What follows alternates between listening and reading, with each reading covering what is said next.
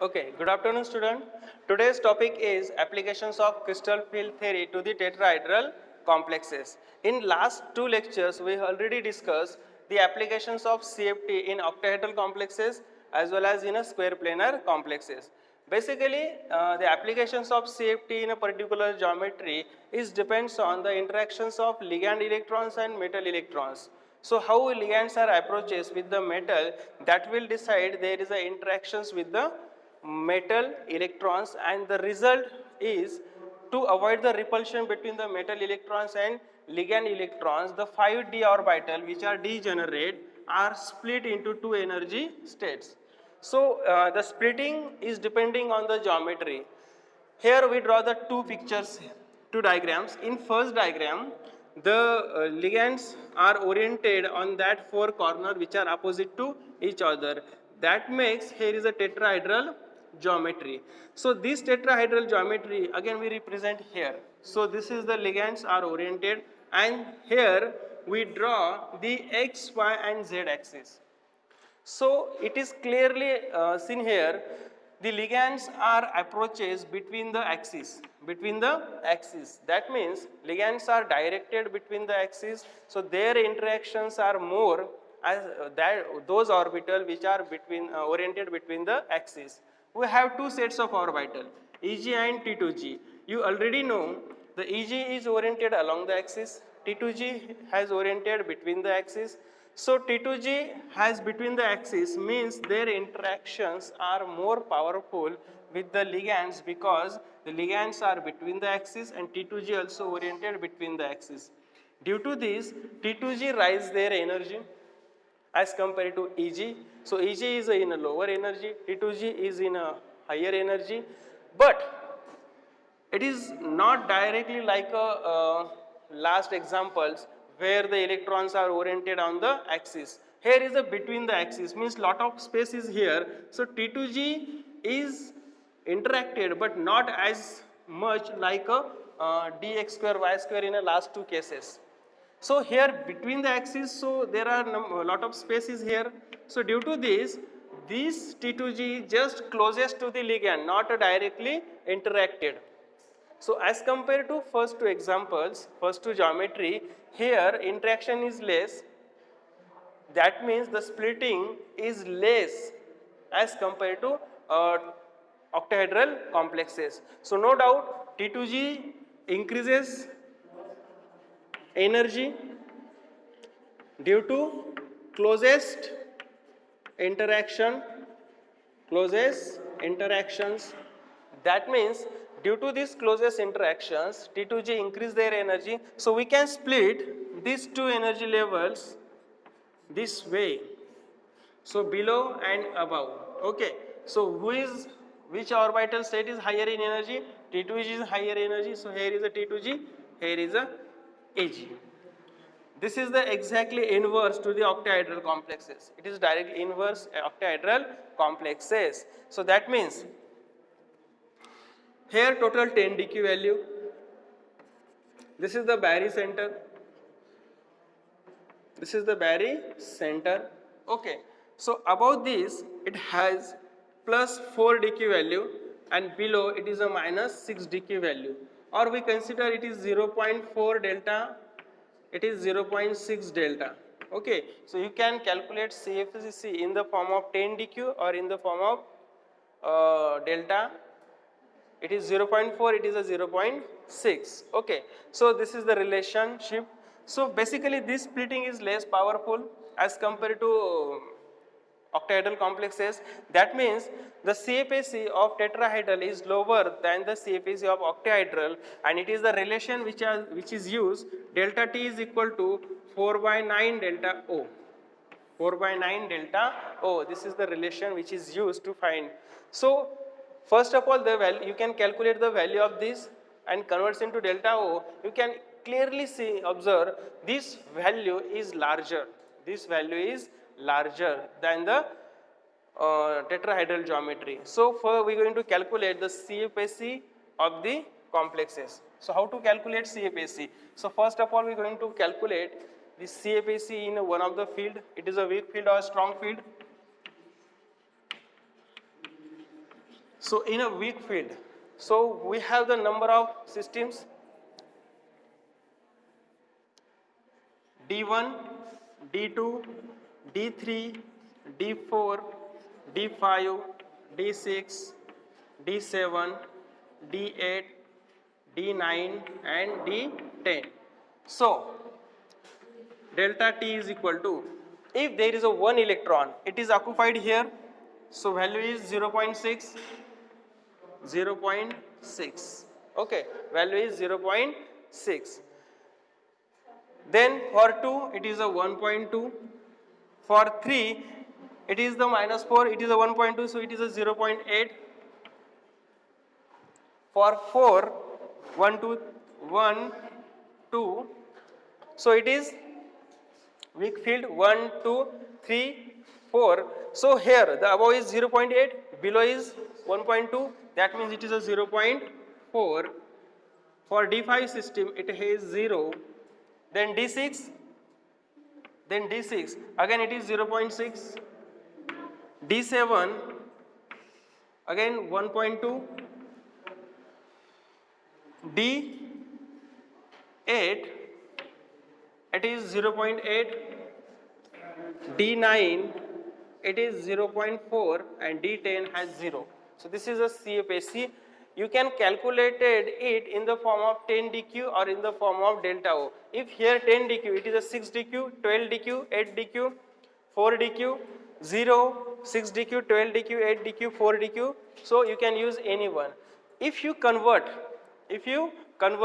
the energies into delta T, so it is equal to delta O. So just multiply this by 4.9, so delta T is equal to 4.9 delta O. If you calculate this one,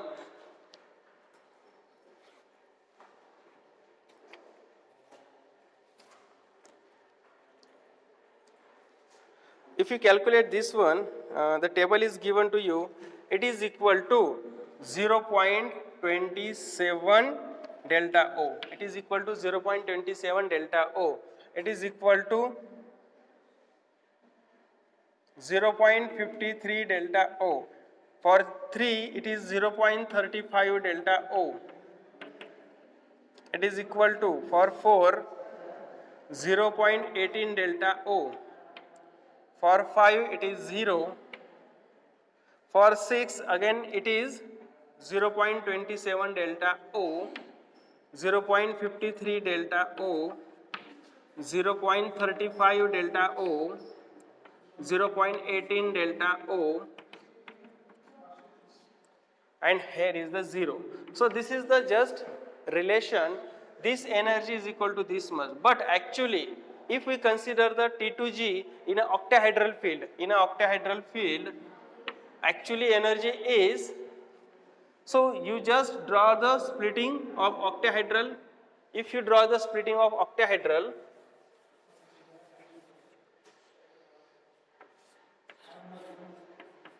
so this is the splitting of octahedral. So here minus 4 dq, so it is a 0.4, it is 0.6 or plus 6 dq, or it is minus 4 dq. Okay, so you can consider this one. So here if one electron is here for the D1 system here, so what is the value? It is a 0.4, it is 0.8, it is a 1.2. Okay, for D4 system there is a 12 minus 6, so it is a 0.6. Here is the 0. Here is the 0. We already calculated the value in octahedral complexes for the using this. So here just we use the which parameter, delta O is used, delta parameter is used, but you can use 10 dq value. If you 10 dq value, here is a 0.6, so it is a 0.27, that means it is a 4 dq, here is a 0.27 dq, 2.7 dq, so it is the same, just units are different. Again here for the 6 it is 0.4, because 6 electron, 1, 2, 3, 4, 5, 6. Okay, so 16 minus 12 it is a 4. 0.8, 1.2, 0.6, again 0. That means there is a value which is given to you. It is a octahedral, actual octahedral field. The energy which is tetrahedral, it is converts into octahedral. So it is 0.27. It is 0.3. What is the difference? The difference is 0.13. Difference is 0.13. Here it is a 53. It is a 0.8 means 80. So the difference is 0. Near about 27. What is the difference here? Here the difference is almost 0.85. Here, what is the difference? The difference is 0.42. What is the difference? Here is no difference. Here 27. Again 0.13 is the difference. 0.27 is the difference. 0.85 is the difference. And 0.42 is the difference. And again 0. Means it is clearly shows here these values are higher. These values are higher. That means octahedral complexes are more stable than tetrahedral complexes due to larger crystal field stabilization energy. So here larger crystal field stabilization energy. आता तुम्ही म्हणणार की इथं ही energy काढली आहे ही equal केली आपण relation काय आहे 4.4/9 डेल्टा ओ ही कशी कॅल्क्युलेट करायची 0.6 4/99 करून घ्या आणि मल्टिप्लाय करा याला आन्सर इज 0.27 1.2 ला हा जो रेशो असेल याने मल्टिप्लाय केलं का you get the 0.53 value so you calculate this and actually value is given in a strong field and weak field. That means the weak field complexes has lower CFSC than strong field complexes, so tetrahedral complexes are less stable than octahedral complexes. So this is all about the applications of CFT in tetrahedral complexes. So important point is draw the both the diagram, show the splitting, why T2G has higher energy than EG because of T2G is oriented between the axes. Ligand also approaches between the axes. So T2G is more closest to the ligands. That means T2G rises their energy as compared to EG. When there is a splitting, T2G has higher energy and EG has lower energy. But in first case, T2G has, EG has plus 6 dq value. So there is a large splitting and here EG has minus 6 dq. But in octahedral complexes, here is a minus 4 dq is the lower energy, plus 6 dq is a higher energy, but here plus 4 dq is higher energy and minus 6 dq is higher energy. So as compared to this one, this splitting is more powerful. That's why tetrahedral complexes are more stable than octahedral. Octahedral complexes are more stable than tetrahedral complexes. So this is all about the applications of CFT in tetrahedral complexes. In next lecture, we are going to discuss the spectrochemical series, which is very important to know why these such complexes shows high splitting, low splitting, high absorption, low absorption. So the ligands which are, it is a spectra. Spectra means absorption of light by the complexes on the basis of ligand approaches. So when ligand is there, ligand nature decide the qualitative or quantitative approach of ligand with the ligands, means quantitative and qualitative approaches with the metal that cause the spectra. And when spectra is given using spectral magnitude, spectral values, the ligands are arranged in a particular order.